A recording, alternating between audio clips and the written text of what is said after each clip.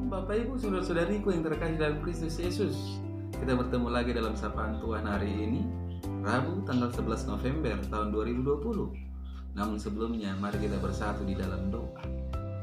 Damai sejahtera Allah yang melampaui segala akal, itulah yang memelihara hati dan pikiranmu di dalam Kristus Yesus Tuhan kita. Amin. Saudaraku yang terkasih dalam Kristus Yesus, Sapaan Tuhan buat kita hari ini terangkat dari kitab 1 Korintus pasal yang ke-10 ayat yang ke-23. Demikian firman-Nya. Segala sesuatu diperbolehkan, benar, tetapi bukan segala sesuatu berguna. Segala sesuatu diperbolehkan, benar, tetapi bukan segala sesuatu membangun. Sampai sejauh firman Tuhan. Saya mengangkat tema dari kebenaran firman ini, yaitu segala sesuatu diperbolehkan. Saudara yang terkasih di dalam Kristus Yesus, berbicara segala sesuatu diperbolehkan, berarti kita juga berbicara tentang kebebasan. Di mana kebebasan itu artinya adalah suatu kondisi di mana tidak ada hambatan sama sekali. Seseorang dapat melakukan apa saja yang menjadi kehendak hatinya. Tidak dibatasi oleh hukum, tidak dibatasi oleh orang lain, tidak juga dibatasi oleh apapun. Apakah demikian kebebasan yang diberikan oleh Tuhan kepada kita selaku orang yang percaya? Banyak orang mengidamkan kebebasan dalam arti yang begitu liar, saudara-saudara, yaitu sebebas-bebasnya tanpa ikatan ataupun batasan. Tahukah kita bahwa kebebasan seperti itu justru akan menjerumuskan kita kepada pengertian yang salah dan tidak alkitabiah? Bagaimana dengan kita, saudara-saudara, sebagai orang yang percaya, yang sudah dimerdekakan oleh Kristus di kayu salib? Apakah kita boleh melakukan apa saja sekehendak hati kita? Apakah segala sesuatu yang dipandang benar menurut kacamata kita boleh seenaknya kita lakukan tanpa pertimbangan-pertimbangan dari berbagai aspek? Saudara yang terkasih di dalam Kristus Yesus, lewat sapaan Tuhan hari ini ada pesan yang perlu kita pertimbangkan sebelum melakukan segala sesuatu, yaitu apakah yang kita lakukan itu berguna bagi kita dan sesama atau tidak.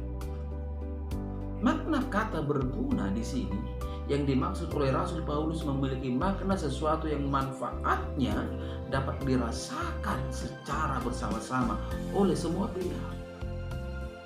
Masih banyak dari antara kita orang percaya yang melakukan segala sesuatu dengan prinsip yang penting aku senang melakukannya, atau yang penting aku puas sudah melakukannya, tanpa memperdulikan atau memikirkan dampak yang akan terjadi dan apa yang akan orang lain rasakan akibat perbuatan kita tersebut.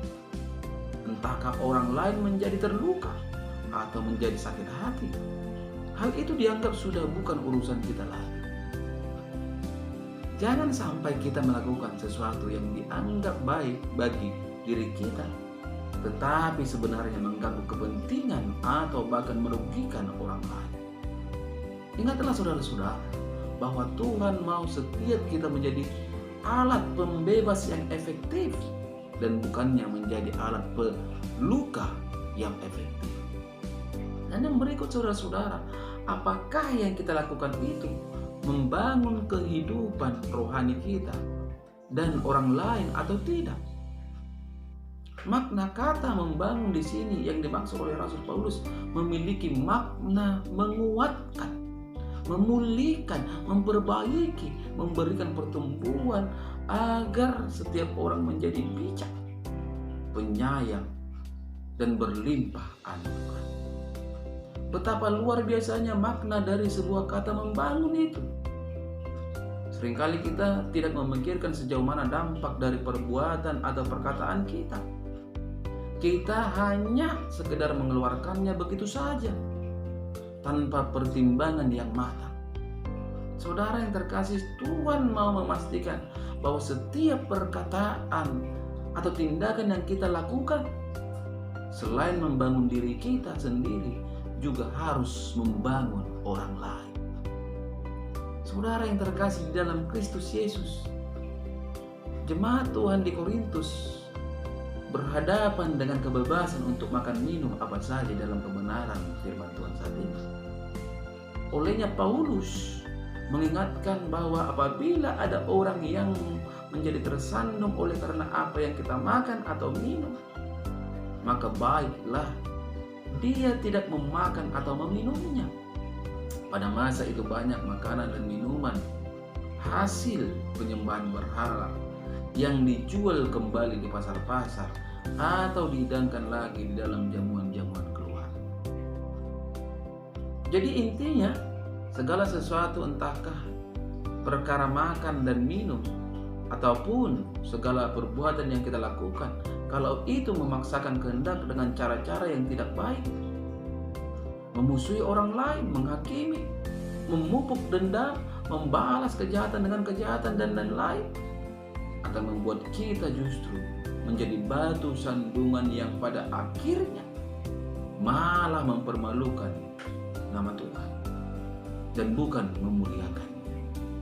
Saudara yang terkasih dalam Kristus Yesus, kehidupan merdeka yang kita miliki seharusnya dipakai sebagai sarana yang memuliakan nama Tuhan Yesus lebih lagi, dan bukan untuk disalahgunakan begitu saja tanpa pertimbangan yang didasari oleh kebenaran yang akhirnya akan menghancurkan diri kita sendiri, keluarga maupun orang lain. Dalam Kristus kita sudah menjadi ciptaan baru, saudara-saudara, dengan pola pikir yang seharusnya baru pula, yang akan memampukan kita untuk menyikapi kebebasan dengan rasa penuh tanggung jawab. Kebebasan diberikan kepada kita bukan untuk membuat segalanya semakin buruk, tetapi justru agar kehidupan kita selaku orang percaya bisa semakin baik dan menjadi berkat. Amin. Kita bersatu dalam doa. Terima kasih Bapa di surga untuk kebenaran dari firman-Mu yang telah berkumandang melalui media YouTube di pagi hari ini, yang mengingatkan kami Tuhan bahwa kebebasan orang Kristen adalah kebebasan yang terukur dan mempunyai batas. Mari Kau menyatakan kebenaran firman-Mu ini dalam kehidupan kami Tuhan, sehingga setiap pendengar dimanapun berada semakin dipulihkan menjadi anak-anak Tuhan yang mampu menjadi berkat bagi orang lain. Bapa di surga, Engkau berkati setiap para pendengar, sehingga mereka ketika mereka sakit, mereka disembuhkan, ketika mereka lemah, mereka dikuatkan, ketika mereka mendapatkan persoalan, mereka mendapatkan jalan keluar. Hanya kepadamu Tuhan hamba memohon dan mengadu. Dan pada kesempatan ini juga Tuhan Yesus, hamba berdoa untuk setiap jemaat yang telah Engkau percayakan kepada hamba. Berkati rumah tangga mereka, berkati pekerjaan mereka. Ketika mereka ada yang jatuh sakit, mari Tuhan sembuhkan, sehingga melalui jemaat-Mu Tuhan, nama Tuhan semakin ditinggikan. Bapa di surga, pada kesempatan ini juga hamba berdoa untuk istriku yang kusayangi, di mana badannya kurang sehat. Engkau jamah, Engkau pulihkan dia Tuhan, sehingga melaluinya istriku mampu untuk bekerja di dalam Tuhan, memanggil banyak jiwa-jiwa, semakin memuji dan memuliakan nama Tuhan. Hamba-Mu juga tidak terlepas berdoa untuk saudara-saudari Tuhan. Engkau jamah dia Tuhan, Engkau berkati setiap obat yang dikonsumsi, sehingga benar-benar terjadi pemulihan yang luar biasa, terjadi kesembuhan yang luar biasa.